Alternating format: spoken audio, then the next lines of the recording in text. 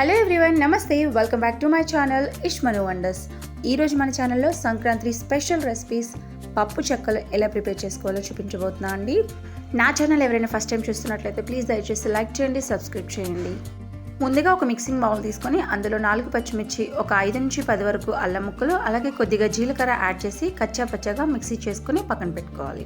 ఇప్పుడు ఒక mixing bowl తీసుకొని అందులో ఫుల్ కప్ వరకు బియ్యం పిండిని యాడ్ చేసుకోవాలండి. సో నేను 6 కిలో వరకు బియ్యం పిండిని యాడ్ చేసుకున్నాను. పొడి బియ్యమైనా తడి బియ్యమైనా పర్వాలేదు. సో ఇందులో మనం ముందుగా మిక్సీ చేసి పెట్టుకున్న పచ్చిమిర్చి పేస్ట్, అలాగే చిల్లీ ఫ్లేక్స్, ముందుగా ఒక 2 అవర్స్ వరకు నానబెట్టుకున్న పచ్చి శనగపప్పుని ఒక 3 టేబుల్ స్పూన్ వరకు యాడ్ చేసుకోవాలి. ఆ తర్వాత చిటికెడంత పసుపు, రుచికి సరిపడినంత సాల్ట్ని యాడ్ చేసుకోవాలండి.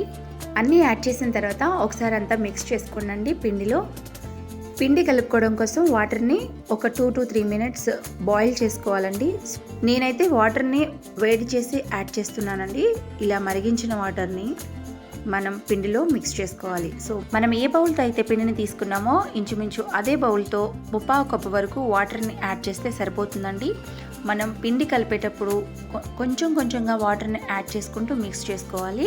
చూడండి, పిండి అనేది ఈ విధంగా ఉండాలండి. గట్టిగా ఉంటేనే చెక్కలు అనేది మంచిగా వస్తాయి. సారీ ఫ్రెండ్స్, నేను కరివేపాకు వేయడం మర్చిపోయాను. సో మనం ఇంగ్రీడియంట్స్ అన్ని యాడ్ చేసినప్పుడు పిండిలో కరివేపాకును కూడా యాడ్ చేసి మిక్స్ చేసుకోవాలి. చూడండి, ఈ విధంగా మిక్స్ చేసిన పిండిని చిన్న ముద్దలుగా తీసుకోవాలి.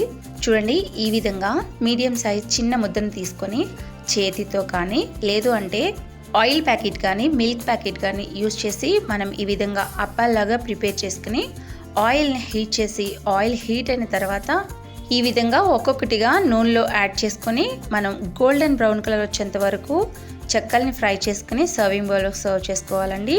చూడండి, ఈ విధంగా ఆయిల్ ప్యాకెట్ కానీ యూజ్ చేయొచ్చండి. మీకు వీలైన విధంగా పూరీ ప్రెషర్తో కానీ లేదు అంటే ప్లాస్టిక్ కవర్ పైన కానీ మనం చెక్కల్ని ప్రిపేర్ చేసుకోవచ్చండి.